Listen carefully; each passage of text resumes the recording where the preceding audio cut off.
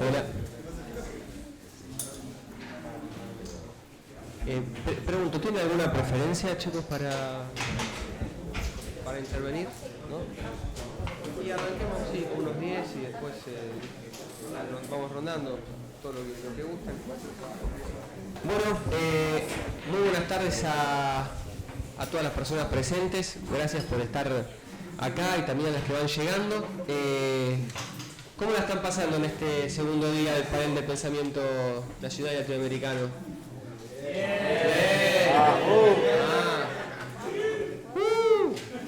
Dale, memes coloniales. Les agradezco que estén acá porque sé que había otras cosas interesantes sucediendo en paralelo, entonces que hayan decidido estar acá significa que eligieron entre otras cosas, no es que es lo que había.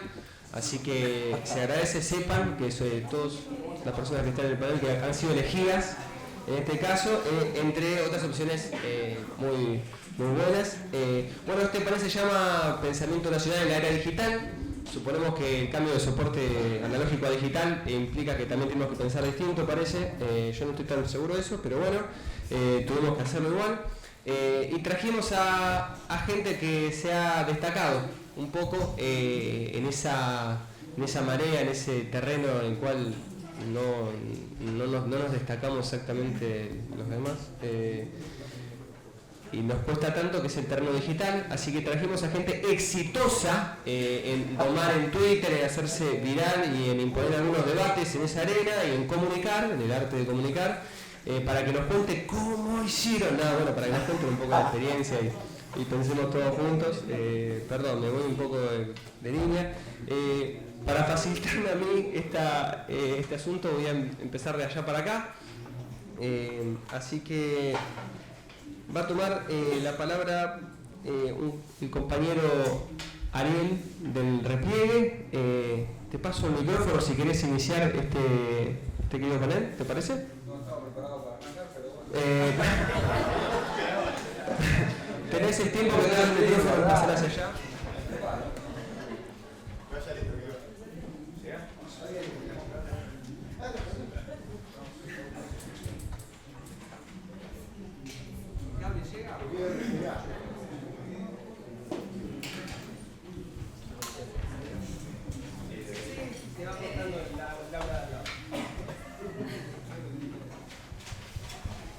Bueno, buenas tardes a todos, a todas.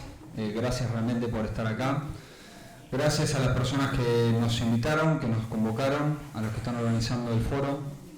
Gracias también, a las personas que están acá acompañándonos en el panel. Para nosotros es un orgullo, la verdad, porque por un lado recibimos con mucha alegría este tipo de diálogo sobre lo nacional y al mismo tiempo, en lo personal, las personas que acá están a mi costado son personas, como se dice hoy, que uno consume. Entonces, de pronto, estar acá acompañado por semejantes personas a las cuales uno escucha, dialoga desde la digitalidad, es un orgullo, la verdad. Lo que nos convoca a conversar es la cuestión del pensamiento nacional, en este caso abordado desde la digitalidad. La digitalidad es importante por lo menos poder situar de qué estamos hablando. Siempre hay que tener en cuenta que no es más que una herramienta y que no es algo que existe desde hoy. La discusión de lo digital frente a lo analógico, a lo que conlleva el encuentro, es algo que acompaña el debate de la humanidad hace por lo menos un siglo. Entonces, está bueno considerar siempre que muchas de las cosas que nosotros hoy las vemos como lo nuevo forman parte de debate que ya se venían dando, ¿no? La lógica binaria que te lleva a lo digital hace que uno se tenga que enfrentar a ese instrumento como una herramienta, y así como el martillo puede clavar un clavo, también puede dañar un dedo. Entonces, partiendo de esa idea, está bueno siempre tener en cuenta que la digitalidad nunca puede ser un fin en sí mismo. Nunca nuestra herramienta va a ser un fin en sí mismo. y a lo que nos convocamos siempre es en este diálogo, a veces a través de herramientas digitales, otras veces a través del encuentro y del debate presencial, es a la convocatoria que nos lleva a la política. En este encuentro, ¿cuánto tiempo tengo para ordenarme? Ok, bueno.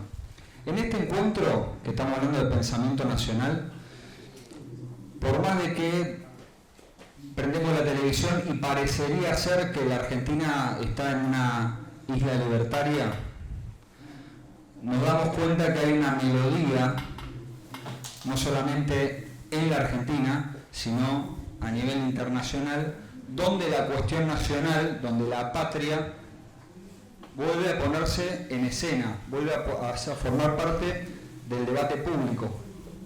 Es una melodía que suena y que ya no nos parece rara. Hablar de patriotismo, de lo nacional, algunos se atreven a decir nacionalismo. Bueno, el desafío que tenemos hoy es poder traducir esa melodía en un ritmo, en una montura, para poder cabalgar la época. Porque necesariamente lo nacional, la cuestión nacional, va a irrumpir en la política tarde o temprano.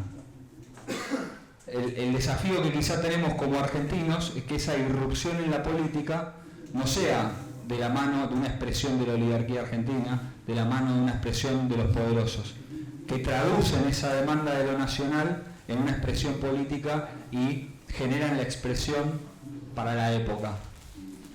Queremos un proyecto nacional con o sin justicia social. Queremos un proyecto nacional que mira a la sociedad de abajo hacia arriba, o que lo nacional y es más el amor hacia un ideal de un arquetipo que tenemos en la cabeza de el gaucho y la tradición, cuando en realidad lo nacional es amar al pueblo en todas sus formas, en todas sus expresiones. Entonces, bueno, el desafío que tenemos nosotros es poder trabajar para que esta cuestión nacional tenga una expresión que sea popular. Y no es un desafío menor. Y es un desafío que es de la política propiamente dicho. Ahora, ¿qué pasa? Esta melodía que escuchamos y que ya nos suena como ya es algo lindo. En algún momento era hablar en el desierto, ahora de pronto la vicepresidenta tuitea cosas nacionales. Entonces ya es la onda, ¿no? Bueno, ahora que esto se puso en la onda, a la hora de construir el ritmo, la montura para cabalgar esta época, bueno, viene el desafío de la política y en el desafío de la política nos encontramos con que algo que atraviesa necesariamente la política es la cultura, el estado de conciencia actual que tenemos como pueblo. Y ahí naturalmente tenemos que parar la pelota y darnos cuenta que hace 50 años se ha sembrado un profundo individualismo entre nosotros. Quizá en los últimos 10 años más todavía. Y ese individualismo que se ha sembrado ha generado una cultura política en la cual cada vez estamos más fragmentados. Yo acá quisiera mencionar hay un hombre que se ha dedicado mucho a estudiar la cuestión de la política y del arte de la conducción política, que fue Juan Perón.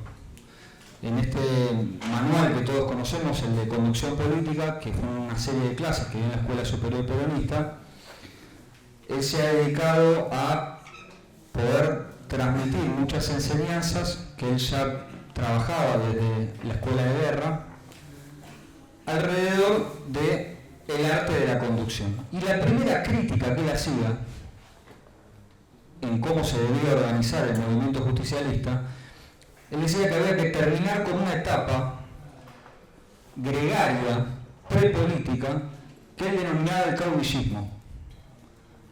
El caudillismo básicamente era hacer seguidismo de un líder,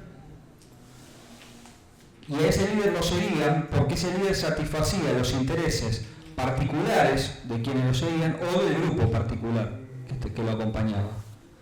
Y que había que dar un salto del caudillismo hacia la conducción. Conducción muchas veces, precisamente por esta cultura individualista rápida, la asociamos a conductor líder. Cuando conducción es un concepto muy interesante. Conducir es llevar energía. El conductor lleva la energía de un lado hacia otro. El conductor facilita la ejecución, o mejor dicho, organiza la ejecución de la energía que alrededor de ciertas ideas o de cierta causa quiere llevar un proyecto adelante. Entonces el conductor político, decía Perón, recibe la inspiración del pueblo y la ejecuta. Conduce la energía del pueblo. El conductor necesariamente se da en proyectos colectivos. Y acá es el desafío que tenemos para nuestra época. Yo recuerdo muy bien el 2016, se dio una particularidad muy interesante. Se lleva adelante un proyecto de modificación de la ley de sociedades comerciales y se crea una figura que se llamaba Sociedad Anónima Unipersonal. SAU. Hoy en día están funcionando. Que es una contradicción en sí mismo, ¿no? Porque como una sociedad va a ser unipersonal. Si tiene una sola persona, no es sociedad. Pero bueno, eso se instauró, se legisló y empezó a funcionar. Hoy en día, en esta época, donde, insisto, la melodía de lo nacional vuelve a enamorar, vuelve a ser familiar, estamos viendo en la política una suerte de una nueva onda de militantes políticos unipersonales. Como la SAU, pero en versión de la política. Naturalmente, es algo que es parte de la época que vivimos. ¿Por qué? Porque probablemente el modelo de las hordas, de las organizaciones, que venía de los 70, entró en crisis y muchas personas que llevan adelante grandes líneas de prédica, de pensamiento, bueno, hoy no hay, ¿viste? Como dicen, no me siento identificado con ninguna organización. Pero es un drama que tenemos que abordar en nuestra época. Porque si nosotros nos manejamos dentro de la lógica de la militancia política unipersonal, vemos cómo hoy en día en el mundo de la digitalidad se empieza a generar una suerte de caudillismo digital, conectando el concepto anterior. Personalidades que llevan adelante grandes líneas o interesantes líneas sobre determinados temas, que generan un nicho digital que lo siga a esa persona porque digitalmente satisface sus búsquedas, sus intereses. Ahora, tenemos que dar ese salto. Pasar al plano de los proyectos colectivos. Y en esto siempre la convocatoria que por lo menos nosotros tratamos de darnos es más que a súmense a repliegue, no, es formemos organizaciones. Animémonos a formar organizaciones y a encuadrarnos en organizaciones. Es mejor errar entre muchos, construir pisos de conciencia, aunque sea bajando un poco la vara, pero construyamos pisos de conciencia de nuestras organizaciones. En esto Perón también decía que la conducción política, la organización de la política es sedimentaria, se construye sobre sedimentos, capas de conciencia que nutren la calidad de la organización. En esto era muy importante la unidad de concepción. ¿Qué significa esto? Acá lo importante, más que la grandilocuencia o la visión que puede tener la cabeza, o el que está delante, mejor dicho, más que la cabeza, el que está delante de todos, el ritmo de la marcha del conjunto lo marcan los últimos. Por eso la cuestión de construir organizaciones y por sedimento. Entonces, el desafío que nosotros tenemos en el plano del pensamiento nacional desde la era digital es evitar la tentación del caudillismo digital.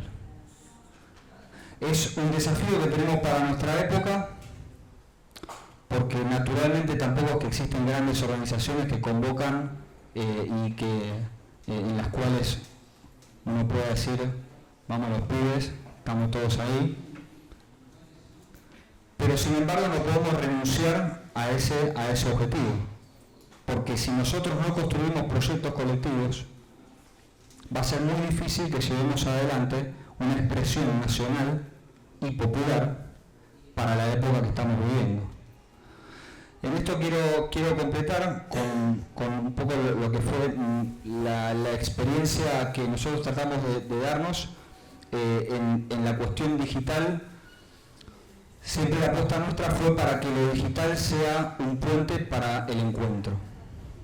Más allá de nuestra organización territorial, el objetivo es que también podamos generar materiales que queden en el tiempo, no simplemente en la nube, que sean impresos, que puedan ser compartidos, y lo mismo también encuentros presenciales.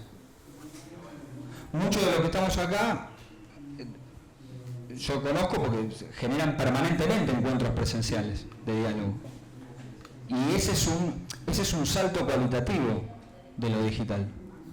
Y creo que es algo en lo cual tenemos que siempre trabajar para el encuentro. Tenemos que ser promotores del encuentro. No me quiero extender mucho más, desde ya agradezco profundamente por haberme escuchado estos minutos. Las historietas que hemos producido hasta ahora fueron la de la deuda y la del ferrocarril. Hoy las trajimos para compartirlas con todos ustedes. Y bueno, ahora a escuchar atentamente a personas que habitualmente consumo. Gracias.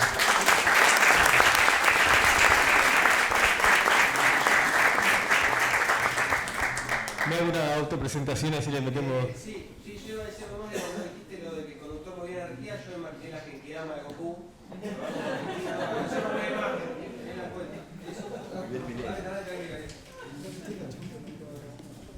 Bueno, yo soy José Cornejo de la agencia Paco Urondo.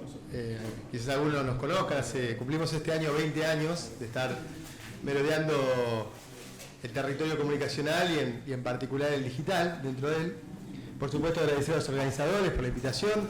Estoy bastante sorprendido de contar recién a Matías Cambiaggi que te di una charla sobre digitalidad del pensamiento latinoamericano con este frío en la UTN de La Plata. Pensé que íbamos a hacer 6, la verdad felicito a los organizadores porque conté, hasta el último tengo 49 más nosotros 5, 54, espectacular. Bueno, el desafío es bastante grande, ¿no? Porque esta charla es pensamiento nacional, en el marco del pensamiento latinoamericano, en el contexto de la era digital. Entonces, como la temática era muy abierta y no tenía muy claro, básicamente voy a hablar de lo que yo tengo ganas de hablar, que es lo que estoy hablando en este momento, y espero engancharlos, que tiene algún elemento provocador, así que con eso por ahí hasta disparo algunas preguntas. Lo divido en dos partes, muy rápida, por supuesto, chífrenme cuando empiecen a bostezar. Es la primera parte, que es el contexto digital, en el cual yo quería partir del disparador más provocador del último tiempo, que es el libro de Varoufakis, el de Tecnofeudalismo. Bueno, él dice que, muy rápido, para los que les interesa, creo que ahí está hasta online el libro, pero para los que les interesa el tema es que hoy, en el viejo sistema feudal, la rentabilidad no estaba en la reproducción del capital a partir de las industrias, sino en lo que se le podía extraer a la tierra. Bueno, esa tierra hoy es el territorio digital, lo que llama la nube, y entonces no tiene que ver con tu capacidad de crear riqueza, sino con tu capacidad de apropiarte de pedazos de la nube. Y la verdad que yo estaba bastante manija con el concepto, aparte que siempre la Edad Media es un lugar divertido para ver películas o jugar videojuegos. Y claro, pero claro, cuando vi la asunción de Trump, es verdad, o sea, estaba Trump y estaba el magnate de Amazon, el de Google, el de Facebook Meta, todos ahí mirándose, asintiendo. Pero no parecía un escenario donde ellos lo estaban cual titiriteros usando a Trump de marioneta, sino que todo lo contrario, Trump retó a todo el mundo, incluyendo a ellos, les dijo sobre el nuevo imperialismo norteamericano, y además ayer lo echó Trump, lo echó a Elon Musk, que es el titular de Twitter. Y además de Starlink, que son fierros de internet. Entonces, lo de Varoufakis, una vez más, en este tiempo súper dinámico, llega tarde, digamos. Lo que estamos viviendo no es un nuevo feudalismo, sino un nuevo imperialismo sobre la base de lo digital. En el marco, porque esto es como una mamushka, todo en el marco del marco, en el marco de una crisis muy grande de la hegemonía de Estados Unidos que arrastra la crisis de la hegemonía occidental, lo que en algún momento nos pensamos que era como el centro de la civilización. Bueno, eso, siguiendo un viejo concepto hegeliano, pasó de Europa a Estados Unidos, y de Estados Unidos cruzó el Pacífico y está en China. Entonces, hoy el desarrollo, la novedad, lo que quieren ver el futuro, está en China, no viajando a Europa o a Estados Unidos. Pero es cierto, todo este mundo digital, caotizante, agrega a la crisis de hegemonía occidente todavía más incertidumbre sobre los tiempos que nosotros transitamos. Pero me parece, y acá yo tomo una partecita de lo que decía Ariel, que me parece que también hay algo de la condición de herramienta que nos abre la famosa oportucrisis. En el sentido que, bueno, está en crisis la hegemonía, están las herramientas que obviamente ellos condicionan fuertemente, pero que nosotros podemos usar, que nos da la posibilidad de producir contenidos y de usar esos contenidos como excusa para encontrarnos hoy. Con lo cual me parecía que es interesante para aplicar esta pretensión de neohegemonía, este intento de recuperar la hegemonía de Occidente a caballito de vuelta de lo digital, bueno, cómo se refleja en el marco de lo nacional, qué es lo que está pasando en Argentina, qué pasa en Argentina hoy. Y bueno, lo que pasa en la Argentina hoy, cuando uno mira la presidencia de la Nación, es apocalíptico, digamos, explica el éxito del Eternauta, lo que nos está pasando ahora. La presidencia de Javier Milei, que haya llegado por las urnas, expresando 99% de los valores contrarios a los que nosotros tenemos, habla de un nivel de crisis muy grande, de desencanto, de un desafío donde todo lo que nosotros creímos alguna vez, bueno, ¿es verdad o éramos unos locos lindos? Y ahí me parece, con respecto a la figura de Milei, que eso nos obliga, si no queremos pensar a Milei solamente como bueno, de golpe una inundación que ocurrió, una tempestad que se desató de la noche a la mañana. Bueno, tenemos que proponernos una historización de la llegada de Javier Milei acá, que también lo hizo él a caballito de las redes sociales. A punto que hoy se boxea con Clarín más de lo que nos boxeábamos nosotros. Se puede permitir eso porque su base, sus contenidos viajan, no todo, pero en buena medida, por esta red de la que estamos hablando. Entonces, cuando nosotros hacemos una historización de cómo llegamos a este apocalipsis, a la figura de Javier Milei, es inevitable, y por suerte ya casi hay una aceptación absoluta, pensar en la crisis de la principal fuerza del campo popular en los últimos 20 años. Que lo podemos llamar, para sintetizar la discusión, kirchnerismo, pero puede ser peronismo del siglo XXI, utilicemos no quedemos entrampados en la cuestión terminológica. Pero bueno, la principal fuerza del campo popular de los últimos 20 años ha sido, sin discusión, el kirchnerismo, la fuerza política que conduce Cristina Fernández de Kirchner. Y esa fuerza política, bueno, claramente, yo digo, ¿por qué la llegada de Javier Milei, historizarla, nos lleva a pensar el kirchnerismo? Porque no se puede explicar la llegada de Javier Milei al gobierno sin pensar lo que fue, en este marco de contexto y caos digital en el cual estamos navegando, la presidencia de Alberto Fernández. La presidencia de Alberto Fernández y Cristina Fernández de Kirchner. Entonces, y acá está el punto del debate, que es casi donde yo me quiero quedar, porque, bueno, primero por supuesto porque las nuevas redes sociales me acostumbraron a ser mucho más directo en los contenidos que quiero transmitir, si no la gente hace clic y desaparezco. Que es, el gobierno de Alberto Fernández fue un gobierno particularmente traumático. No porque fuera solo la figura de Alberto Fernández, que todos más o menos sabíamos que era un runfla, sino que la llegada de Alberto Fernández se hace solamente por el apoyo que todos teníamos en la confianza que ejercíamos sobre Cristina Fernández de Kirchner, que una mañana se levantó y decidió, y nos contaba en un video, en un tuit, que era Alberto Fernández el candidato, y luego lo acompañó, no solo como vicepresidenta, sino con la mitad de su gabinete, que eran compañeros de la cámpora. Y eso nos lleva también a decir, bueno, pero ¿por qué este evento fue posible, la elección de Alberto Fernández, y bastante durante su gobierno, sin que nosotros lo problematicemos? ¿Por qué nos fumamos como campo popular el capítulo, el evento Alberto Fernández? Es la verdad, digo, che, cuando me dijo, papá, vos no votaste a Alberto Fernández, ¿o sí? Entonces, claro, nadie, yo solo llego. Entonces yo creo que Alberto Fernández, en esta propuesta de historización de mi ley de Alberto Fernández, también hay que hacer una historización de cómo se dio el debate al interior del kirchnerismo de sus problemas. Problemas que podemos ir fechando en distintos momentos. Digo, tenemos problemas, me parece que ese consenso ya lo tenemos. Hay quienes dicen, bueno, después que se murió Néstor Kirchner, fue una cagada. Nosotros en la Paco Urondo, ya en 2011, la famosa elección del 54% de Cristina, 10 de diciembre de 2011, cuando asume, no estaban los sindicatos, entonces decimos, che, una victoria peronista sin sindicato, no estaremos teniendo algún problema. Y así, distintas críticas que uno puede ir encontrando a medida que avanza. La derrota 2015, el capítulo Randazzo, bueno. Yo creo que en el corazón de la debacle kirchnerista, que es también, por lo menos la mía, creo que del campo popular, al ser el kirchnerismo su principal fuerza, está en que el kirchnerismo tuvo una dinámica de reprimir el debate político. No es que, qué sé yo, nosotros, insisto, en la Paco Urondo hace 20 años que estamos reflexionando, pero no es que te venían y decían, no opines más, pero te arrojaban a la marginalidad política. Entonces cuando vos en 2011 escribías, che, no vinieron los sindicatos, o en 2013 cuando evaluó Axel, che, me parece que esta evaluación está mal, porque va a afectar a la gente negativamente. Bueno, sí, solo lo quito la Paco Urondo. Y te arrojaban a la marginalidad política. Y bueno, sí, es verdad. Cuando te preguntaban, ¿pero vos cuántas elecciones presidenciales ganaste al calor de la Copa del Mundo? Y no, yo no gané ninguna presidencial. Y bueno, entonces listo. Te arrojaban a la marginalidad.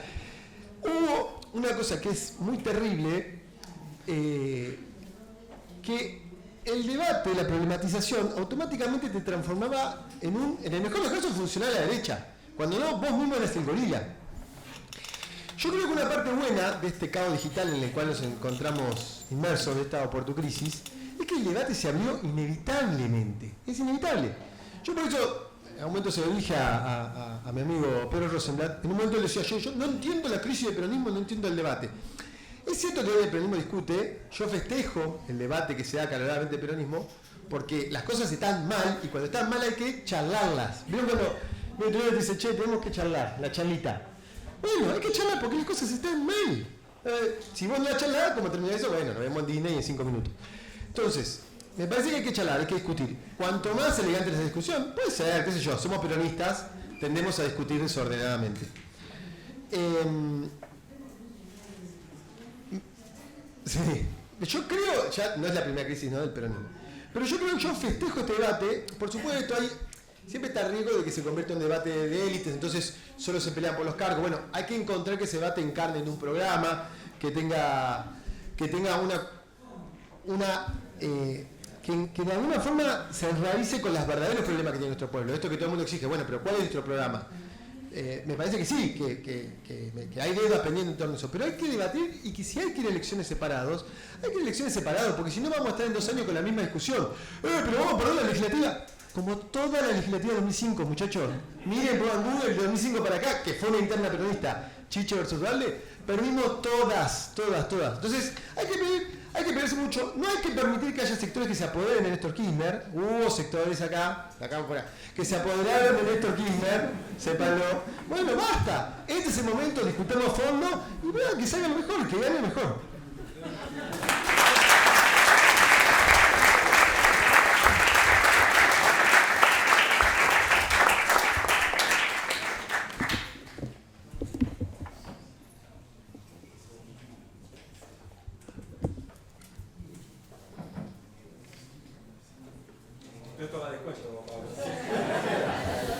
Voy a prender el cronómetro.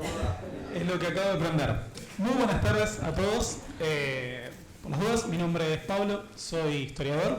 me dedico a la divulgación histórica y me gusta mucho hablar, así que me propuse que vamos a liquidar esto en ¿cuánto tiempo? 10 minutos. 10 minutos, perfecto. Así que vamos a un par de ideas puntuales.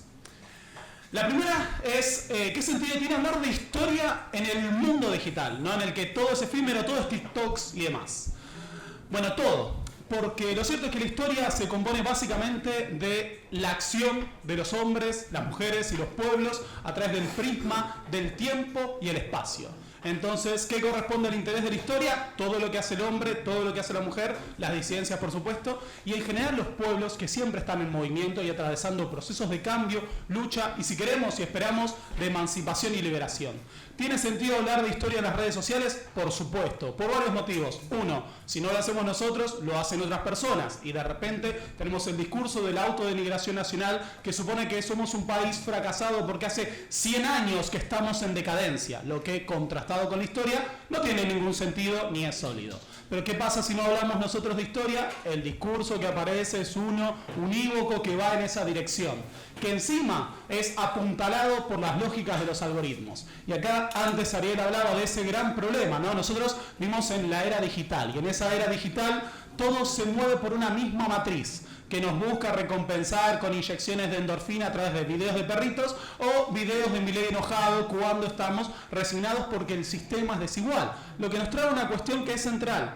No estamos acá viviendo la era digital porque es como un accidente de la historia. Forma parte del desarrollo específico que tiene el capitalismo tardío. Es casi que la superestructura de las nuevas condiciones de nuestra materialidad, ¿no? Los trabajos precarizados, la uberización de la economía, el vaciamiento del Estado y de todo aquello que es colectivo y comunitario.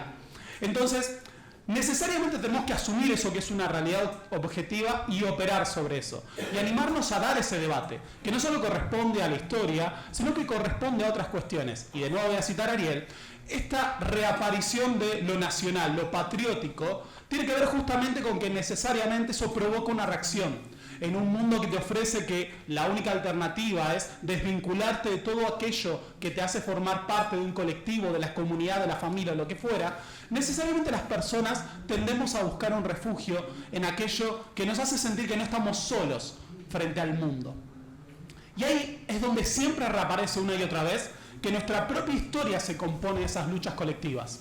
Si hiciéramos un repaso por nuestra propia historia nacional, encontraríamos que una y otra vez reaparece la noción de que es a través de esas luchas y movilizaciones del pueblo organizado que se han logrado los grandes avances y conquistas históricas.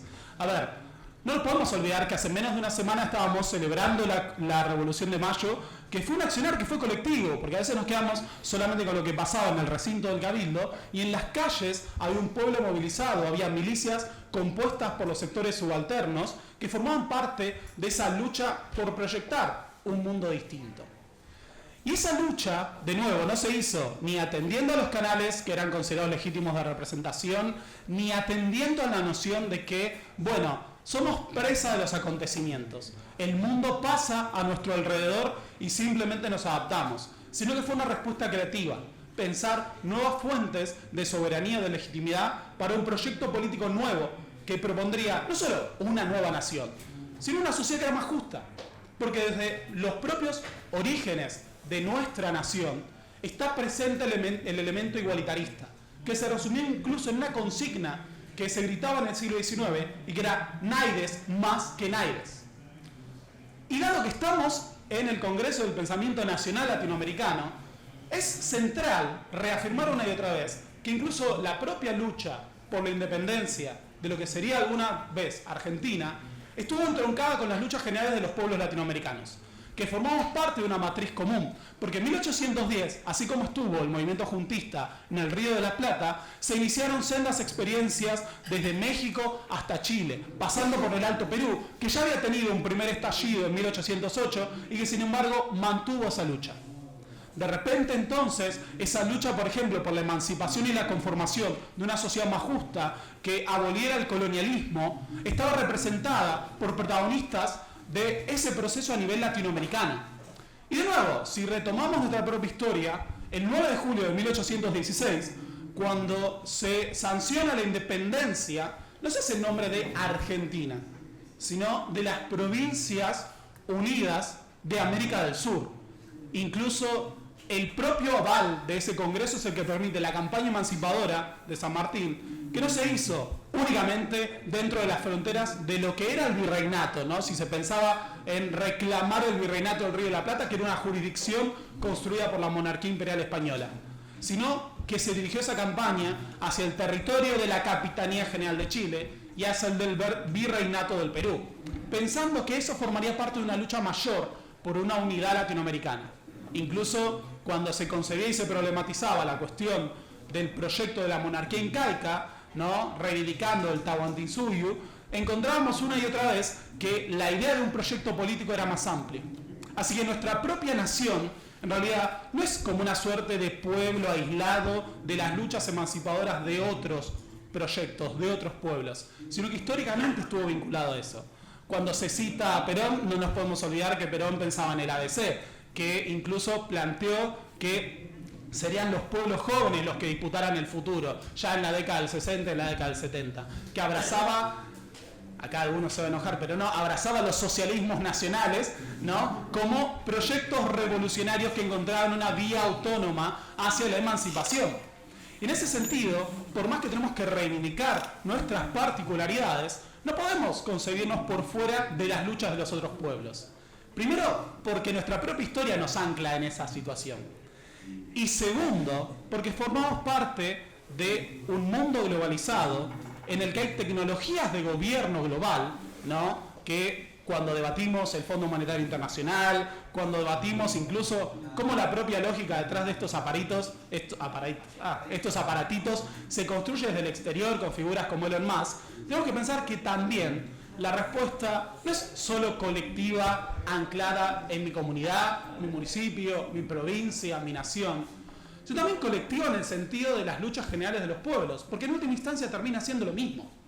Y hoy en día, sobre todo desde este presente en el cual nos toca atravesar la experiencia de la subnormalidad en el poder, ¿no? Y perdón porque uno se pone así, vemos que gran parte de ese proyecto político que nos pretende dominados, también se construye sobre la base de romper nuestra solidaridad histórica con otros pueblos, sobre la base de enemistarnos con los migrantes que necesitan, por ejemplo, los servicios de salud en el norte argentino, de enemistarnos con aquellos que quieren ingresar a la universidad pública, o incluso de romper nuestros históricos acuerdos y alianzas estratégicas con nuestros socios comerciales y nuestros socios políticos. Porque esa es la manera de asegurar que este territorio esté sometido. No solo coartando su economía, restringiendo sus derechos, sino aislándolo de otros procesos de lucha, de los cuales siempre estuvimos emparentados. Entonces, hoy en día, por ejemplo, cuando debatimos desde la digitalidad estas cuestiones, tenemos que tener presente que hay una lógica algorítmica que nos quiere llevar hacia el desprecio y la xenofobia por nuestros históricos hermanos latinoamericanos, la búsqueda individualista de la realización y sobre todo la autodenigración nacional, porque es mucho más cómodo someter a un pueblo que no está orgulloso de su propia historia, de su propia identidad colectiva, que no tiene un amor por su patria y su tradición, que a uno que es orgulloso, a uno que está movilizado y organizado. Entonces, creo que a pesar de que los algoritmos, a pesar de que las lógicas de la digitalización estén totalmente en contra de lo que uno intenta hacer remando a contracorriente, resulta central que nos paremos a dar ese debate desde esa posición. Primero, porque si no solo va a haber una única voz cantante. Y segunda, porque ese es el primer paso para pasar a la acción, la autoconciencia, que a veces puede emerger de forma espontánea en una movilización cuando nos damos cuenta por la propia realidad material de que hay un nosotros y hay un ellos, pero también cuando nos damos cuenta a través de esos ecos que aparecen a través del mundo digital, las conversaciones con compañeros, de que no estamos solos, a pesar de que los quieran hacer sentir. Muchas gracias.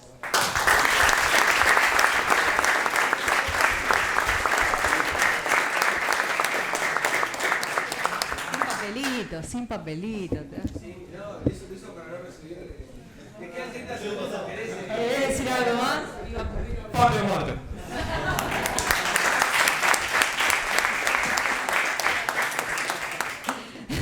Bueno, pero nos tenemos a vos. Bárbaro, entonces sí, le doy hasta ahí 20. Bueno, ¿cómo están?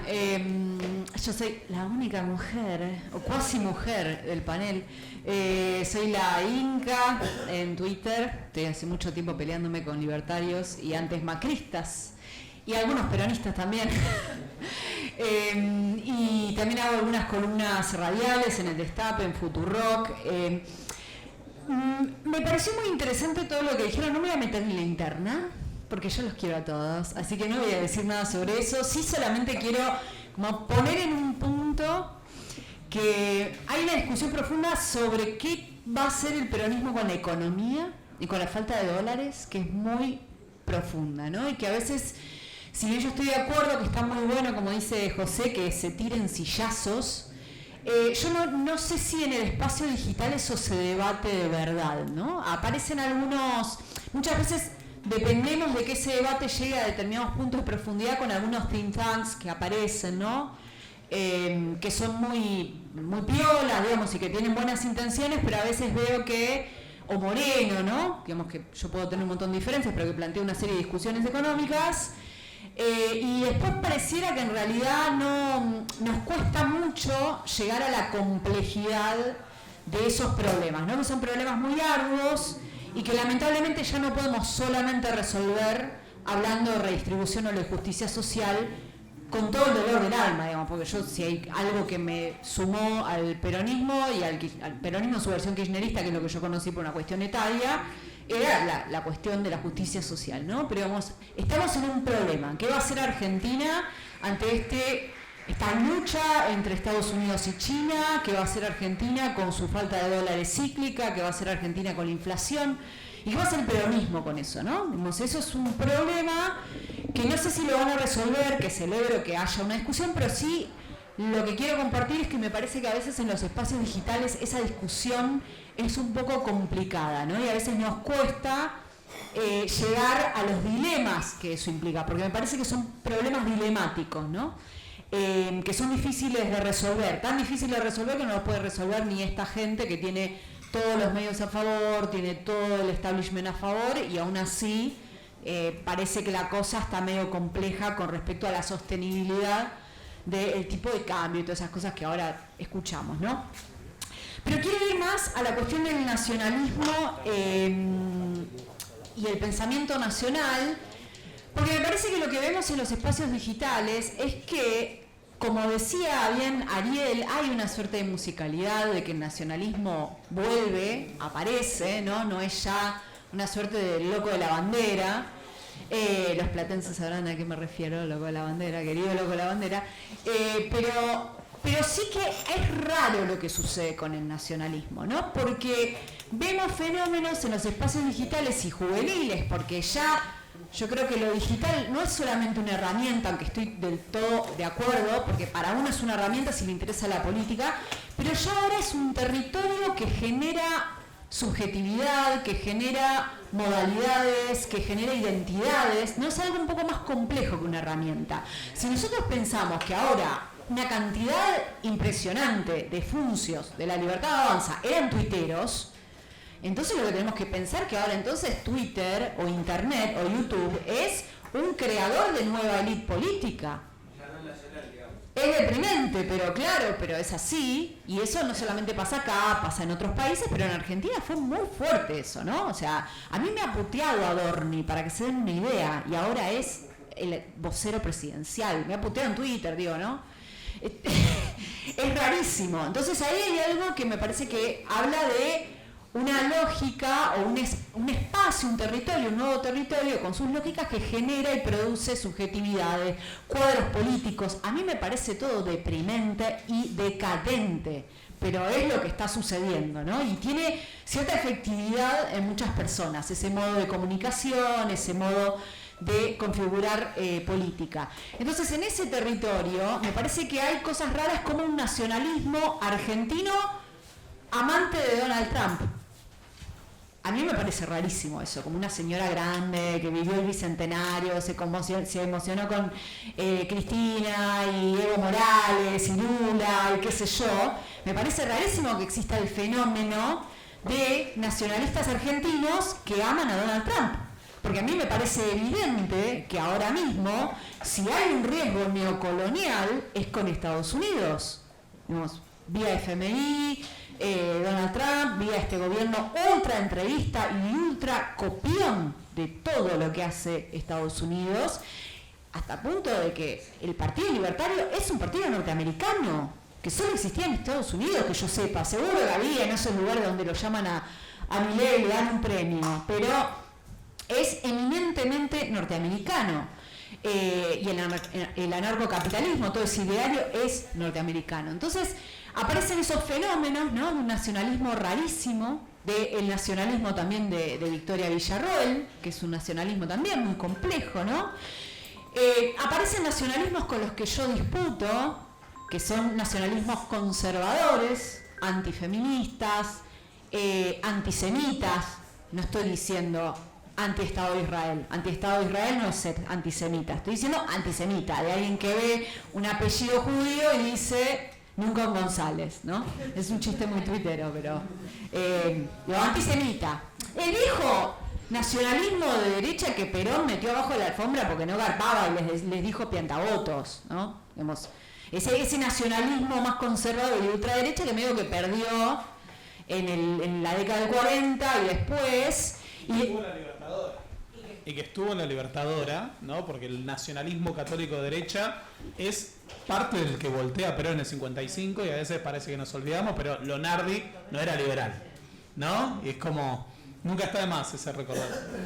Y después, bueno, también en los 70, medio que también, uno puede decir, bueno, medio que perdieron también esa pulseada, o sea, pero ahora resurge, porque es el momento de resurgimiento de cosas que a veces, que en el devenir de la historia, en el proceso de la historia, habían quedado como elementos residuales y que ahora emergen. Y también hay un nacionalismo que muy a contrapelo de lo que dijo Pablo, y yo firmo totalmente porque me gusta mucho la idea de pensar un pensamiento nacional con un horizonte latinoamericano, porque eso también estaba en Perón, en muchos escritos de Perón, pero a contrapelo de eso aparece un nacionalismo bastante xenófobo por distintas razones muy complejas. Aparece, por ejemplo, la idea de República Bananera, que yo no me puedo pelear con ese chiste, porque es un chiste que es medio complicado desde el punto de vista latinoamericano, pero que habla básicamente de una experiencia latinoamericana de repúblicas que han sufrido colonialismos y bueno, digamos, puede ser medio ofensivo para algún país muy colonizado, pero bueno. Pero después aparece, por ejemplo, la cuestión antivenezolana, ¿no? Después aparece también la idea de la avanzada mara, de que hay como una suerte de avanzada latinoamericana que quiere sacarnos nuestras costumbres, ¿no? Y también aparece, y me parece que eso está en Villarroel, un nacionalismo que más bien tiene como una raigambre con lo telúrico bien nacional, ¿no? Pero un poco idealizado, fosilizado, ¿no? No parece ser la verdadera Argentina de hoy, sino que parece ser algo un poco mítico, ¿no? Y eso también me parece que va un poco a contrapelo de lo que quiso hacer el peronismo, que era la República Argentina tal cual existe, ¿no? La gente que efectivamente vive en este suelo y no una suerte de idealización. De hecho, cuando Perón dice, quien ama a la patria no ama sus campos ni sus casas, sino al pueblo. Bueno, ¿qué era eso? Era, dejemos de idealizar o de enamorarnos de un nacionalismo petrificado y hablemos de la gente que efectivamente habita este suelo que ha sido negado y negada, ¿no? Por algo dijeron cabecita negra cuando entraron el 17 de octubre del 45.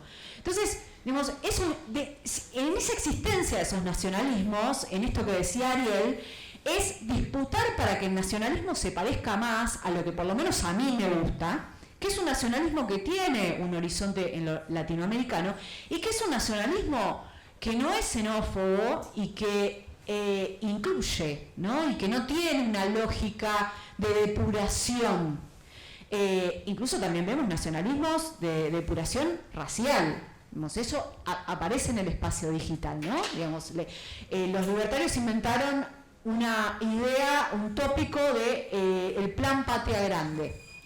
El Plan Patria Grande, que no sé si lo han visto, si no lo vieron, qué suerte, qué bueno, es un tópico neofascista que apunta a la idea del gran reemplazo, ¿no? Tiene versiones en distintos países. En nuestro país le pusieron Plan Patria Grande. ¿Y cuál es la idea? Néstor Kirchner hizo este plan para que personas de Bolivia, de Perú, etcétera, reemplacen a los argentinos de verdad, que obviamente son blancos, ¿no? Porque sabemos que los argentinos son todos venidos de los barcos. Lo dijo incluso... No, todo el mundo sabe. Entonces fíjense que ahí uno como nacionalista entra, está disputando un territorio y dice yo no quiero ese nacionalismo, ¿no?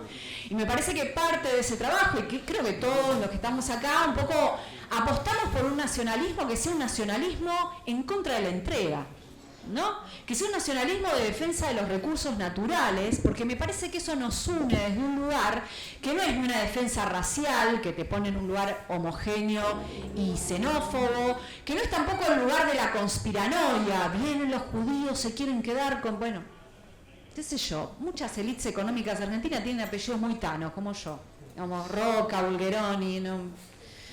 Macri, o sea...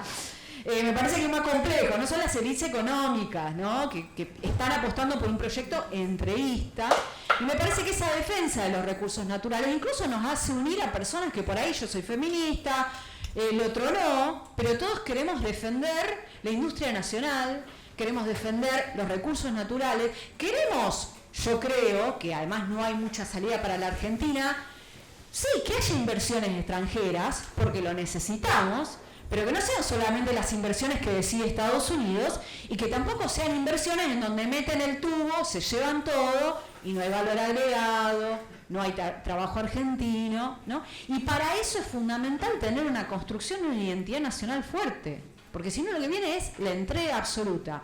Me parece que por lo menos yo lo que traté de hacer todo el tiempo, peleándome en Twitter y con las columnas, es traer esa mirada, como decía Jauretche, mirar lo universal con ojos de criollo, porque hay que estar, como dice Pablo, todo el tiempo atento a lo que está pasando, porque esto es internacional. Las ultraderechas no se inventaron acá. Sí, por ahí Milei fue medio de vanguardia en ciertas cosas, por eso Elon Musk habló bien de él y tal, pero en realidad son todas cosas copiadas. Entonces, tener esa mirada estrábica a los Jauretche, no a los Echeverría, aunque también, pero más jaurechiano me gusta, o Néstor, claro, la mirada a Néstor, y también hablar de producciones argentinas, de trabajo. A mí lo del Eternauta, la verdad, fue como si, gracias Dios, porque es verdad, es Netflix, pero es Estañaro diciéndole a Netflix, acá tiene que haber, esto se tiene que hacer acá en Argentina, y reivindicando la cultura nacional, ¿no? En un momento donde nuestro propio pueblo, porque nosotros hablamos de pueblo, pero hay que entender que el pueblo es muy complejo, y hay muchos sectores de nuestro pueblo que están bancando la entrega en el sentido de que están bancando a Milei porque algo ven ahí, y eso también hay que entender. ¿Qué es lo que estás viendo ahí que te habla, que te conmueve? Bueno, en definitiva eso, me parece que la salida para pensar un pensamiento, para abordar y para abrazar un pensamiento nacional con el horizonte de lo latinoamericano es justamente defender la soberanía, la justicia social, soberanía, justicia social, lo que ya se decía en el siglo XX, pero renovado, y las plataformas también.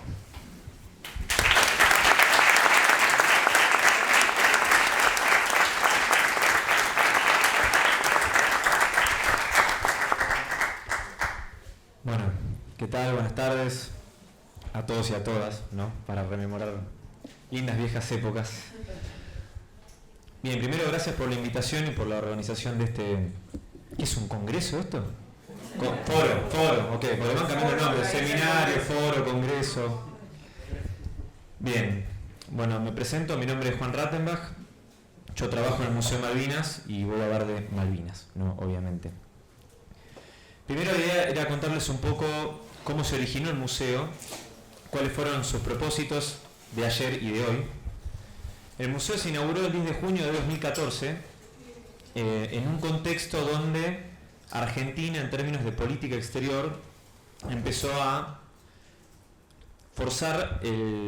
reforzar, mejor dicho, el reclamo de soberanía de Malvinas, ¿no? Pasamos de una estrategia de los 80 de ruptura de relaciones, década del 90 una política de seducción que no sirvió para nada, y para colmo tuvimos el año 2001 con la peor consigna de la historia del pueblo argentino, que es que se vayan todos, ¿no? Tiré una fuerte ahí, ¿no? Que se vayan todos, la peor consigna de la historia del pueblo argentino. Sin juzgar igual, hablamos sin juzgarnos. Mi hermana estuvo ahí, mis hermanos también, hablo con conocimiento de causa.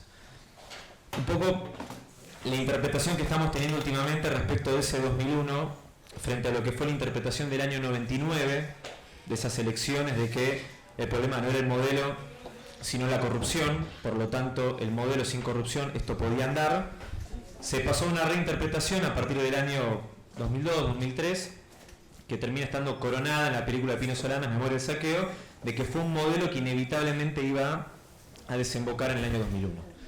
Lo que estamos tratando de agregar en estos últimos tiempos es la variable posguerra de Malvinas y entender quizás el 2001 como un efecto de mediano plazo de la guerra de Malvinas y entender también a la década del 90 como una economía de posguerra. En el sentido, de la mano de la posguerra viene el fenómeno de la desmalvinización, que bueno, acá en esta ciudad la conocen muy bien, acá el Centro de Combatientes de La Plata, gracias. Ha sido uno de los grandes centros protagonistas junto a los de otras ciudades, como puede ser Lanús, Río Grande, Ushuaia, también Villa María Córdoba y muchas más, Luján, La Matanza, que frente a lo que fue la desmalvinización, que se sientan dos pilares fundamentales. La primera es el ninguneo sistemático de nuestros veteranos de Malvinas, y el segundo pilar, que es el que tiene que ver con el museo, que es la reducción de políticas públicas vinculadas con Malvinas, empezando por la política exterior, la infraestructura de defensa y también la cuestión educativa y cultural. Entonces, a partir del año 2003, cuando se da un giro de 180 grados en la política exterior, no bastaba únicamente con que tengamos los mejores diplomáticos de carrera si el pueblo todavía continuaba en la inercia desmalvinizadora. Y es así como el 10 de junio del 2014 se crea el Museo Malvinas dentro del Exesma, en Capital Federal, donde en aquellos años, 2014-2015, recibíamos a 5.500 personas por día. Sí, yo estoy desde que se inauguró, así que puedo dar fe de la evolución. 5.500 personas por día. Todo micro que iba a Tecnópolis, no iba a Tecnópolis si antes no iba al Museo Malvinas. O sea, si quieren ver el dinosaurio, primero a malvinizarse. Sí. Claro, exactamente, remalvinizarse. Los primeros meses cuando se inauguró el museo, algunos ya conocen la anécdota, tuvimos una gran cantidad de visitantes angloparlantes. Y quiero ser educado con el adjetivo de angloparlante, porque técnicamente hablando no me consta que eran ingleses. Eran personas que se presentaban como ex periodistas, con todo lo que eso significa ser ex periodista, ¿no? Y básicamente revisaron el museo en el mes de junio y de julio, la línea de tiempo, los paneles que estaban escritos, y como si fuera poco se quedaban a escuchar lo que los guías del museo le decían a las escuelas. ¿Sí? Imagínense la escena, Museo Malvinas, una escuela primaria de quinto grado, un guía, y al lado una persona angloparlante tomando nota de lo que estaba diciendo el guía a la escuela. Septiembre de 2014, o sea 3 meses después, se inaugura en las Islas Malvinas un museo en Puerto Argentino que básicamente tiene la misma estructura que el que está en Capital Federal, pero versión colonial británica. ¿Sí? ¿Qué quiero decir con esto? Los británicos no les gustó para nada la creación del Museo Malvinas porque entendieron que la remalvinización iba en serio. No iba a quedar solamente en los pasillos de Naciones Unidas o de las embajadas, sino que realmente el Estado argentino estaba apostando a un dispositivo cultural que era básicamente una fábrica remalvinizadora de 3 plantas y trabajábamos a 2 turnos, ¿no? Literalmente era una planta fordista de malvinización. Por eso luego vino Macri, ¿no? Y bueno, y ahí empezamos, o sea, primero ya le vimos la cara al enemigo, ¿no? En esos meses de julio, agosto del 14, cuando asume Macri, nombra un director, vamos a poner nombre X, ¿sí?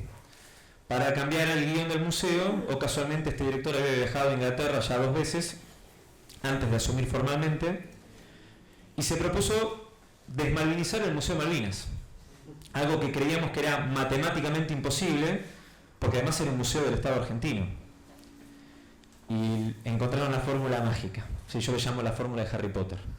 Básicamente era hacer un cambio de guión por el cual se analizaba el Atlántico Sur como si fuera el mar Mediterráneo, un espacio del cual varias civilizaciones se lo disputaron, pero sin dar cuenta de quién tenía y quién tiene los genuinos derechos de soberanía sobre estos espacios, ¿no? Y Argentina era una civilización más, como podría ser Chile, Países Bajos, Inglaterra, España, Selknam y Yaganes, ¿no? Cuando de repente vino la pandemia y estamos todos confinados, hubo toda una discusión interna de, bueno, ¿cómo hacemos para mantener el museo vivo tomando en cuenta las restricciones del COVID? Y ahí nos encontramos con otra faceta que habíamos descuidado hasta ese entonces, que tiene que ver con un espacio geopolítico que es el ciberespacio. Si ustedes me preguntan qué es Internet o las redes, para mí es ciberespacio. Es otro teatro de operaciones, como podría ser el espacio exterior, donde los países se disputan las posiciones orbitales de los satélites, los espacios terrestres, los espacios marítimos, los mercados y las rutas comerciales, ¿sí? El ciberespacio es uno más, donde nos empezamos a encontrar con un montón de usuarios en redes o documentales en YouTube. Ahora nos encontramos con videos de TikTok que reproducen la visión británica de Malvinas, pero con narradores hispanohablantes. Entonces quizás uno cae inocentemente en uno de estos videos, cree que el narrador, por ser una tonalidad, vamos a ponerle peruana, tiene una visión pro-argentina y resulta ser que no. Es una trampa, ¿no? Exactamente. Y lo dijeron en inglés. Bien.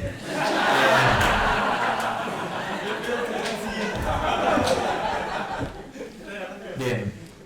¿Cuáles son las limitantes que nos encontramos en los últimos tiempos? Que lamentablemente, en términos de consumo de redes sociales, se premia más el consumo de una cuenta individual que la de una cuenta institucional.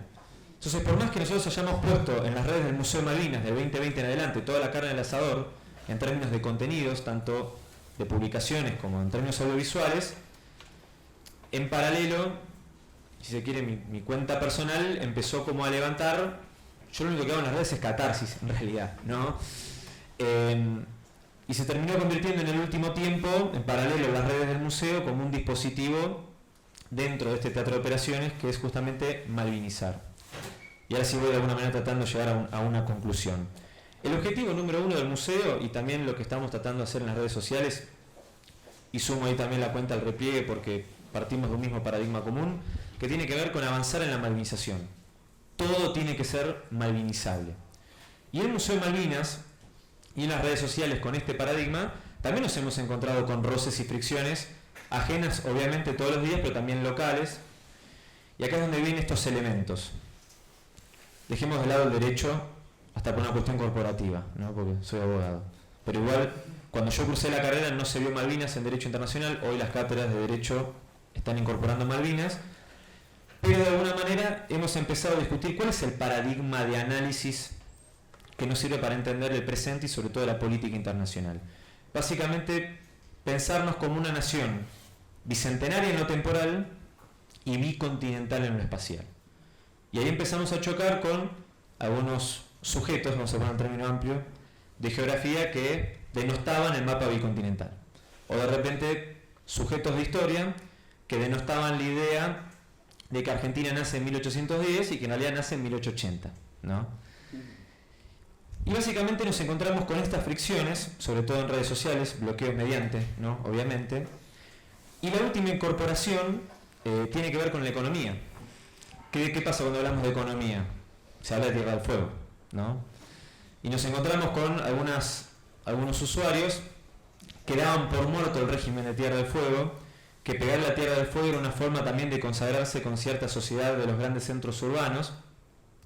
Y en los últimos tiempos logramos, en términos de paradigma, asociar el régimen de Tierra del Fuego con Malvinas, no solo porque forman parte de la misma provincia, y es una decisión jurídico-administrativa, sino que forman parte de un mismo espacio geopolítico. Entonces, en las últimas 2 semanas, cuando fue la medida de Tierra del Fuego, bueno, fue una sangría, ¿no? Ella puede dar fe porque lo vio, ¿no? Como diría Homero Simpson, y lo vimos, ¿no? Fue una batalla campal, ¿no? Con varios frentes abiertos, pero básicamente quienes estaban criticando el régimen de Tierra del Fuego estaban muy enojados, porque muchos, no estoy yo solo en esto, somos varios, empezamos a asociar Tierra del Fuego con Malvinas, y parte de lo que les irritaba era tener que hablar de Malvinas y salir de esa comodidad desmalvinizadora de no hablar sobre Malvinas. Malvinas es una verdad que incomoda, porque todo, cuando incorporamos Malvinas en la ecuación de análisis de todo lo que nos pasa a nivel nacional, todos los resultados cambian. hablamos de economía, incorporamos la variable Malvinas y el resultado nos da distinto a si no hubiéramos incorporado Malvinas como variable de análisis. Y con esto cierro. En relación a la espacialidad, es fundamental en tiempo presente el mapa bicontinental. El mapa bicontinental es nuestra herramienta no solo en el ámbito académico, lo digo acá en la Universidad Nacional de La Plata, acá Julián Vilmes no me va a permitir mentir, somos grandes defensores del mapa bicontinental, ¿no? Pero es en definitiva ese mapa y esa imagen que se está difundiendo cada vez más, la hoja de ruta argentina del siglo XXI. Va a depender de nosotros de forma intergeneracional hacer de ese mapa una realidad efectiva y no que quede como un mero hermoso diseño cartográfico del Instituto Geográfico Nacional.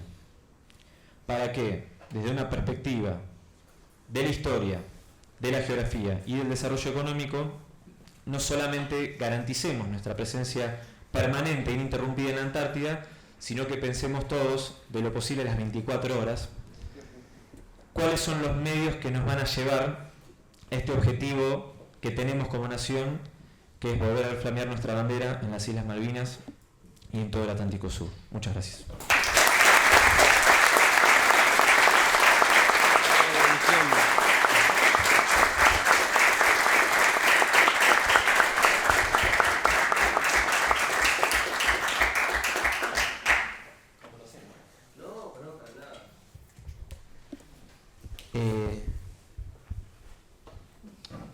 Una sola acotación voy a hacer, aprovechando esto que dijiste del ciberespacio como espacio geopolítico,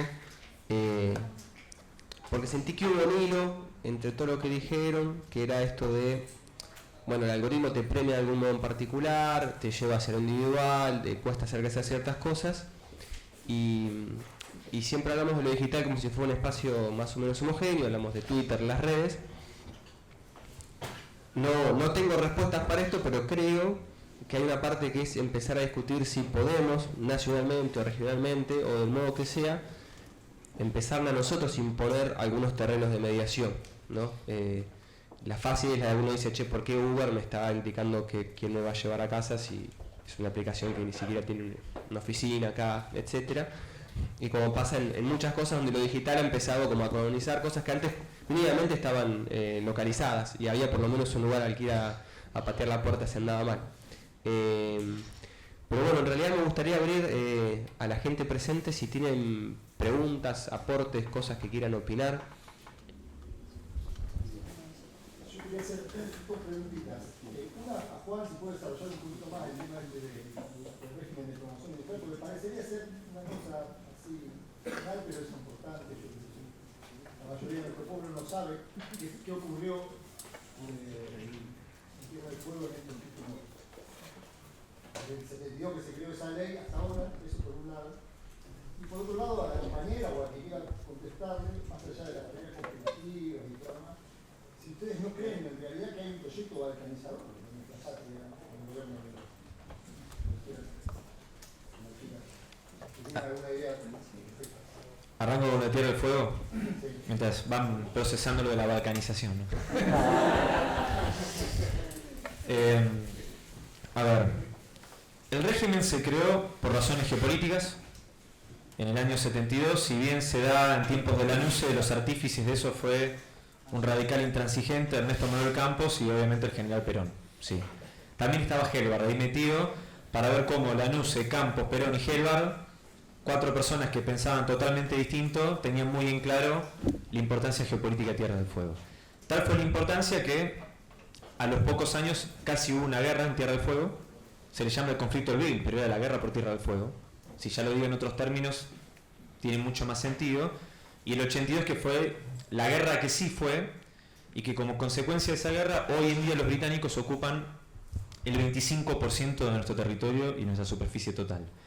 En ese contexto de repliegue geopolítico de la Argentina, Tierra del Fuego se convirtió en la principal joya geopolítica que tenemos hoy en día como nación. Y el régimen, quizás muchos no saben, estuvo suspendido en la década del 90, repito, economía de posguerra. Se reactiva en el 2003, un par de días antes de que asumiera Néstor, son esas medidas de transición. Y lo que tenemos hoy en día es una capacidad industrial instalada que no se detiene en cualquier lado. Así como somos uno de los pocos países que tienen energía nuclear y satélites orbitando nuestro planeta y compitiendo con el dueño de Twitter, no todos los países del mundo tienen la industria que tenemos hoy en Tierra del Fuego.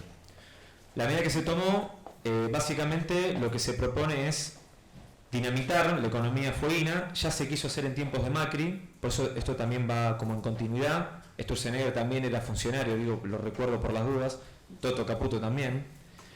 Y básicamente la cuestión geopolítica, y con esto voy cerrando, y en tanto su importancia, si quieren después lo charlamos cuando termine la charla, tiene que ver que hoy hay una carrera para ver quién se queda con la exportación de servicios logísticos antárticos. Si va a ser Punta Arenas en Chile, Puerto Argentino bajo ocupación británica o el eje Ushuaia-Río Grande. Ese polo logístico antártico de Ushuaia se iba a construir con una partida presupuestaria del FONDEF. El FONDEF no existe más, nadie sabe dónde está. Aparición con vida del FONDEF. Entonces el anuncio que hizo el gobierno a comienzos de este año fue disponer del Fondo de la Ampliación para la Matriz Productiva, que es un fondo que se creó en la prórroga del régimen en el 2021, por el cual parte de lo que ganan las empresas Tierra del Fuego tienen que poner un porcentaje, ¿sí?, en un fondo para diversificar la economía fueguina. El gobierno tomó la decisión de disponer de esos fondos para construir el polo logístico antártico en Ushuaia. Es decir, hoy la economía fueguina está financiando la infraestructura de defensa nacional de todos los argentinos, de cara a la Antártida. Por lo tanto, la medida esta que se tomó es una herida a la economía fueguina, que es la encargada al día de hoy de financiar la infraestructura de defensa nacional. Y esto se hace entender mejor las visitas del Comando Sur, que ya vinieron 3 veces desde el 2021, y en paralelo, como para empezar a dividir, ¿no?, los frentes de batalla, al día siguiente firmaron este decreto de regulación de la navegación de cabotaje en el río Paraná, poniendo en riesgo la marina mercante y encima cercenando el derecho de huelga. Por eso es importante Tierra del Fuego, que hay una tregua, esto puede escalar, y también defender los ríos, y creo que también lo utilizo esto para dar pie a los demás compañeros, para ver cómo toda maniobra que parece económica, detrás de eso hay un trasfondo geopolítico y tiene que ver con, llamémosle, proto-balcanizar a la Argentina.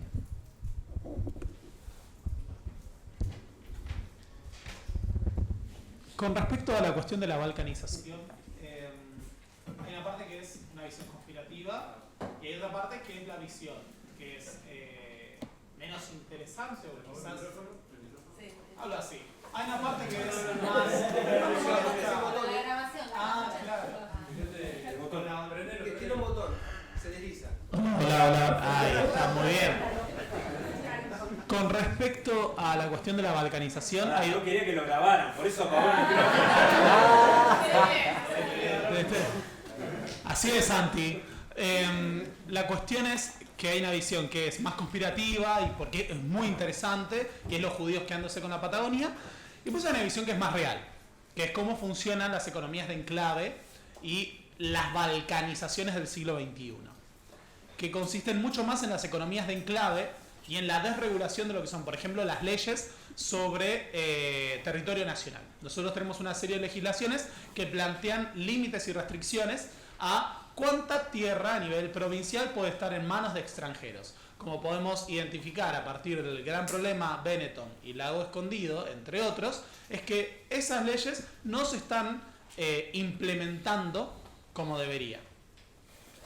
Lo que sí podemos temer, que es mucho más peligroso y tiene que ver más con esto que decía Juan, no es la partición de territorio argentino que pasa a ser ocupado por otra potencia, ¿no?, excepto por Malvinas y las islas del Atlántico Sur. Nunca nos olvidemos de las yotas y las sándwich, pobres, las tenemos ahí abandonadas a la hora de pensar esto. No era una crítica, por las dudas. No fue una crítica, en lo más mínimo. Pero me refiero que en general no las pensamos, es como esa parte. Pero sí lo que podemos temer es que la desregulación lo que implique es que nuestro territorio sea, y nuestros recursos sean progresivamente más permeabilizados por capitales extranjeros y firmas extranjeras, desde la hidrovía hasta los lagos en la Patagonia, desde recursos y mineros hasta tierras de campo en manos de pools transnacionales. Y acá quiero hacer hincapié en un elemento que nunca está de más: el capital no tiene religión, el capital es capital y ya, y puede venir de uno u otro. Y puede ser tan peligroso que sea estadounidense, como que sea israelí, como que sea francés, Ahora había otra empresa. Seguimos hablando de países. Y demás, entre otros. Chinos. No. Y en ese sentido, creo que ese es el gran riesgo en realidad. Y a veces capaz pensar que es como lo que tenemos instalado, es como se va a separar una parte de la Patagonia, eso.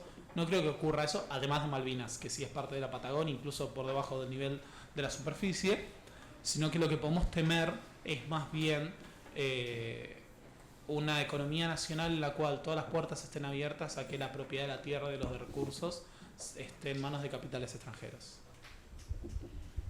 A eso me refería con la idea de entrega, ¿no? Más allá de la idea de la conspiración, sino lo que efectivamente sucede, porque me parece que a veces la conspiranoia nos lleva a equivocar el adversario o el enemigo, ¿no? O la amenaza.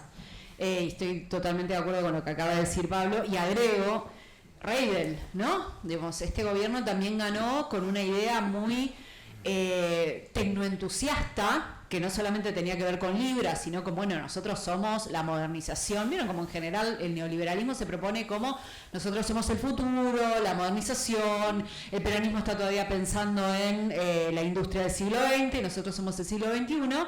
Y Reidel, en las conferencias que va a hacer en Estados Unidos, dice, bueno, básicamente nosotros tenemos la Patagonia con bajas temperaturas, y acá pueden poner un montón de centros de inteligencia artificial o de procesamiento de datos con energía que podemos dar y qué sé yo.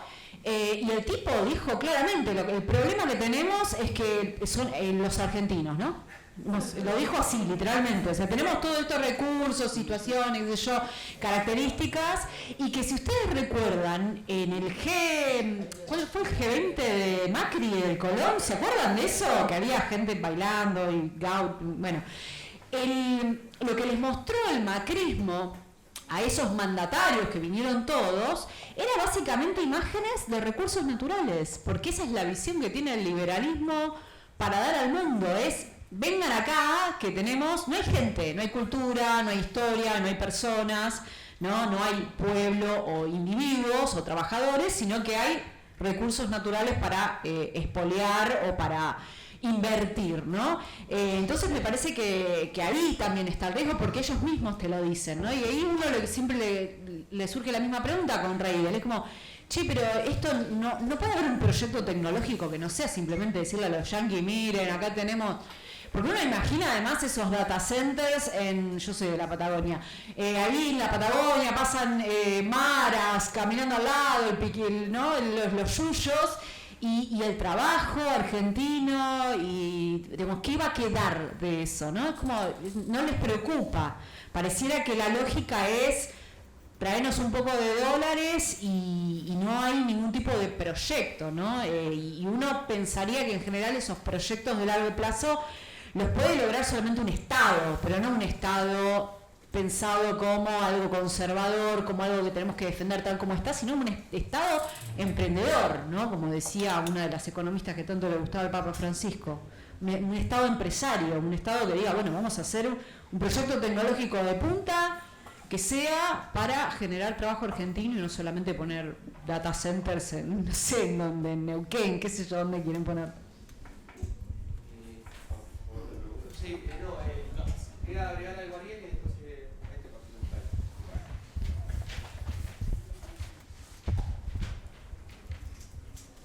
Me gustaría agregar algo respecto de la balcanización. El gran problema de la balcanización es que ya se hizo. No es que hay un proyecto para balcanizar.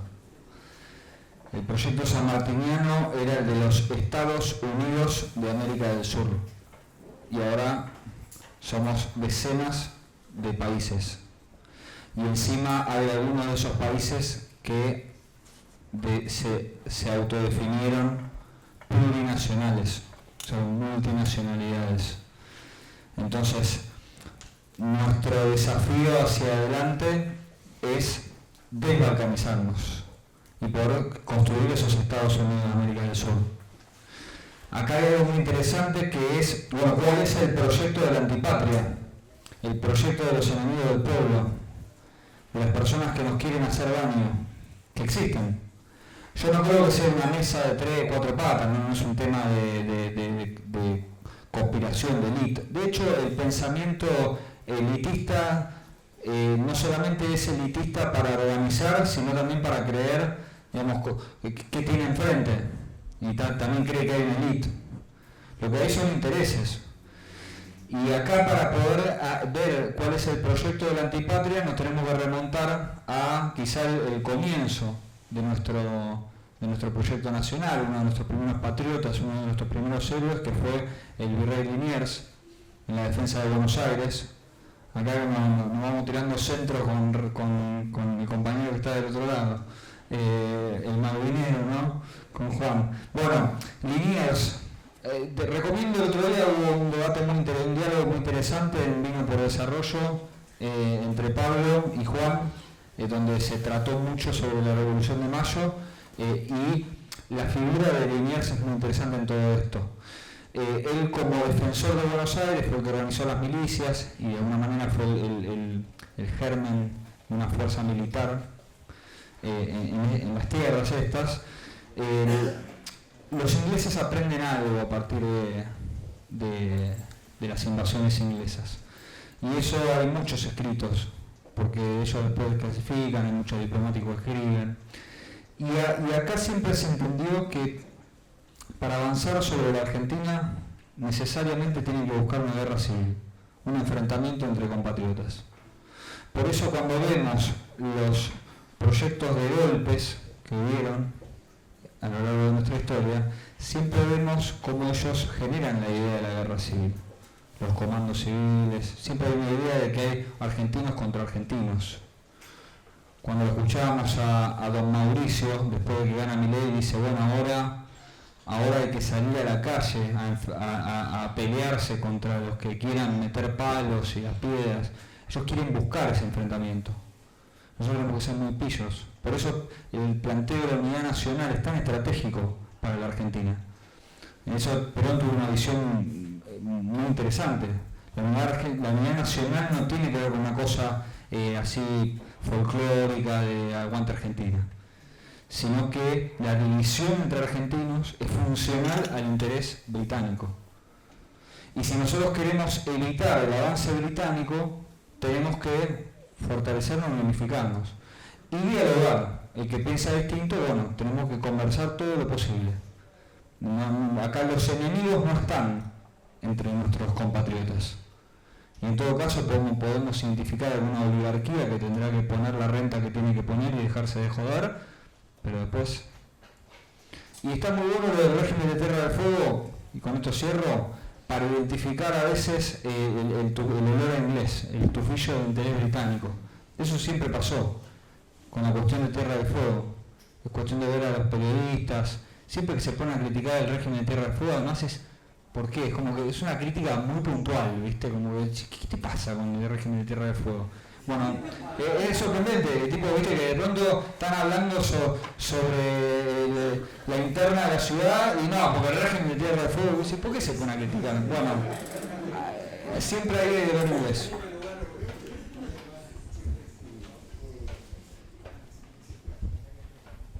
Quedó claro, ¿no? No me quedó claro qué piensan sobre el régimen. Es una red flag. Sí, un segundo. Santi. Y después hay más que cerrar, no. Quiero que no decir nada. Yo sí. Ah, bueno. Yo tengo que cerrar, pero vos querés hablar. No, alguien más sí, pero tengo que cerrar por el tiempo. Che, dos preguntas. Una es... Juntémoslas todas. Parte del éxito, no sé si del éxito del avasallamiento que nos produce en la ciberesfera el pensamiento libertario y neoliberal, es que están coordinados. ¿Bien? Y ustedes son muy buenos en lo que hacen, pero no se ve ese grado de coordinación a la hora de decidir, marcar agenda, determinados tópicos, y eso es entrar. Incluso en mi caso, más humildemente, tengo un podcast y digo, yo pienso el contenido solo, si no estoy dialogando con nadie. Y va generando cada uno de ustedes tiene un cúmulo de seguidores, de gente que se referencia en ustedes. Bueno, como decía el compañero más temprano, el caudillismo, bueno, hay que dar un salto en la organización. Entonces, ¿está en discusión eso? Primera pregunta, espera. Y segunda pregunta es, desde el Foro del Pensamiento Nacional, articulamos sobre todo espacios académicos, culturales, vinculados al pensamiento nacional. Somos unos 70 grupos de todo el país que trabajamos temas del pensamiento. En algunos casos hemos tenido interacciones con algunos de ustedes, en particular con Apacurondo, hace tiempo ya, y en otros casos también puntualmente. Pero la pregunta que yo le hago es cómo se puede retroalimentar más el trabajo que hacemos nosotros, más desde lo académico, lo investigativo, con el trabajo que hacen ustedes, más de carácter divulgativo y de batalla en el terreno de, como dijiste vos, ciberespacio. Sumamos una más y hacemos un cierre. Sí, sumamos todos los compañeros de realidad. No sé si llega una muchacha. Dale. Proyecto con docente. Bueno, anoté la pregunta por las dos, principalmente para colega patagónica, pero bueno, estamos acá con el plantel más que nada de medios, que desde un punto de vista de docente centennial quería preguntar sobre la polarización del medio, del contenido y la forma de consumo. Ya desde un punto de vista de que por un lado tenemos lo que es el formato radial, stream, de horas, versus el contenido express de TikTok. ¿Bien? Tenemos una generación que vivió las dinámicas televisivas y una juventud nativa a redes y contenidos infinitos. Los procesos históricos son procesos que llevan tiempo, debates, charlas, consumo de autores, pero ¿cómo adaptarlos a los nuevos medios y a los nuevos públicos? ¿Y alguna más? Perdón, la noté.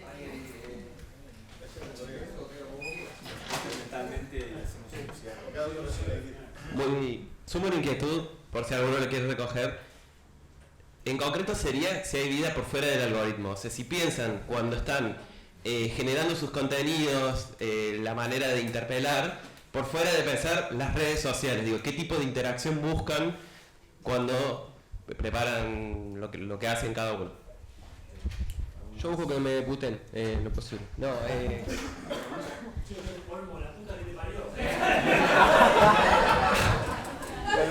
muchas preguntas.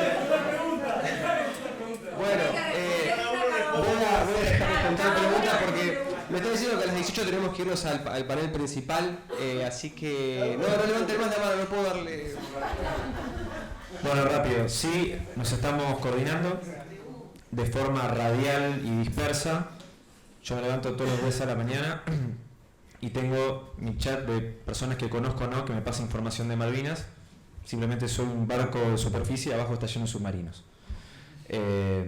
Eso por un lado.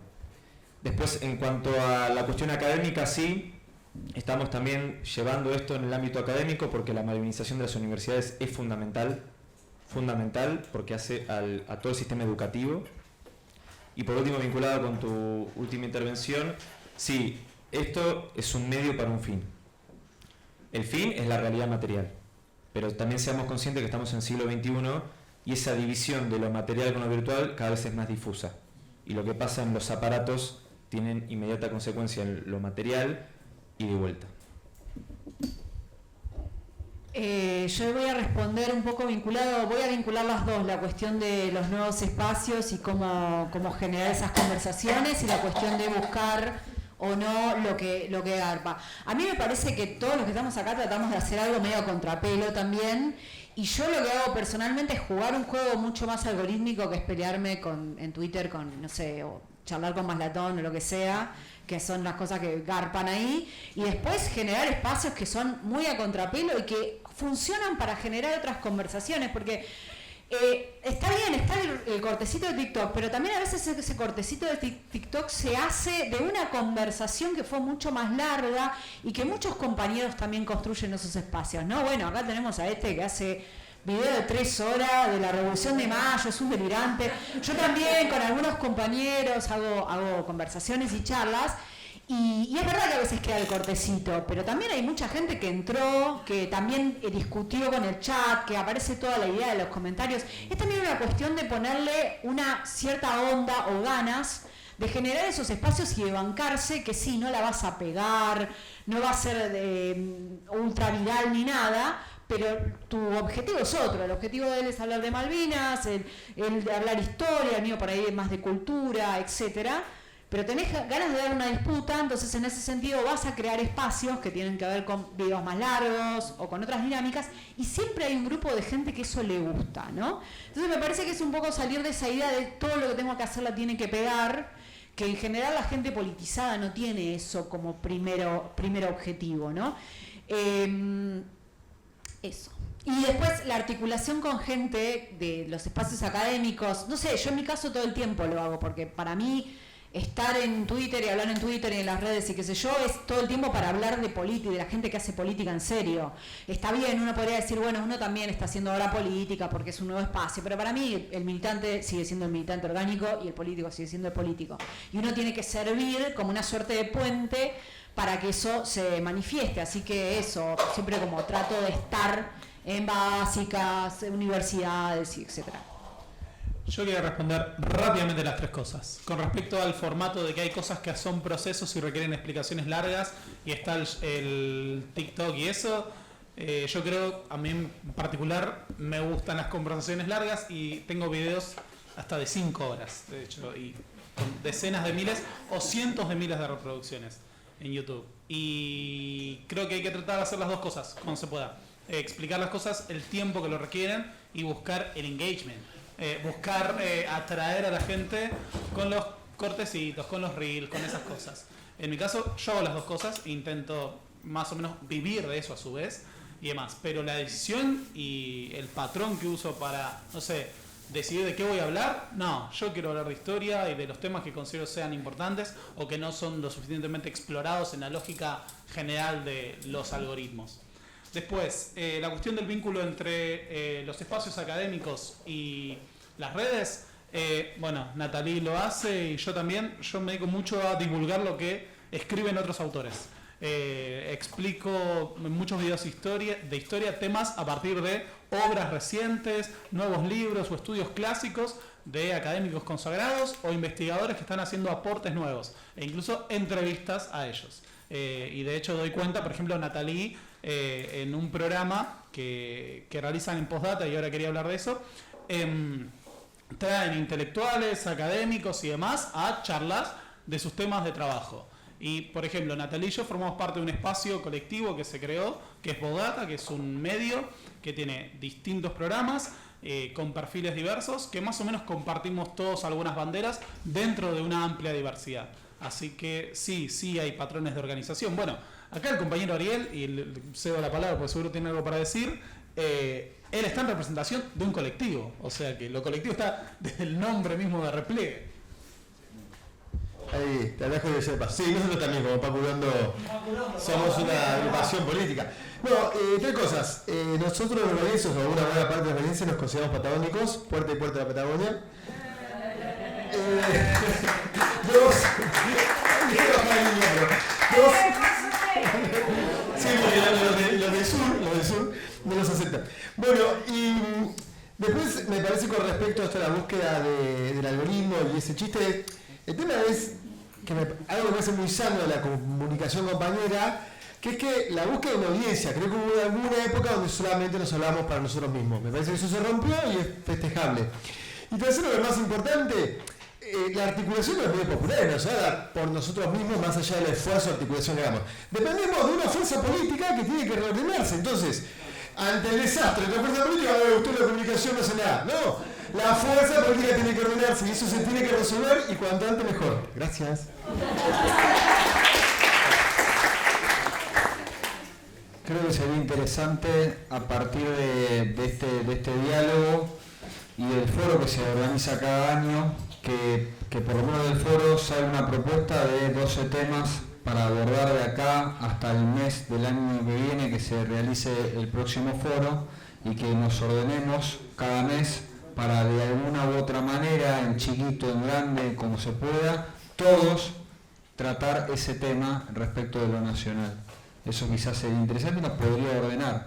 Y bueno, quizás no podemos estar haciendo entre nosotros un debate eterno sobre cómo serían esos 12 temas, pero si el foro nos simplifica la cuestión, se lo vamos a agradecer.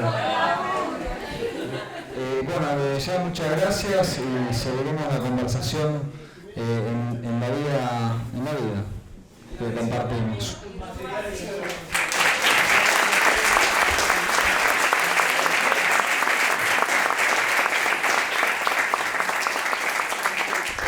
Antes que se vayan, está el panel de cierre del día de hoy, acá al ladito en el Salón Perón, 18:30 ahora vamos a estar arrancando en un café ahora con medialunas. Va a haber, el tema es formación política.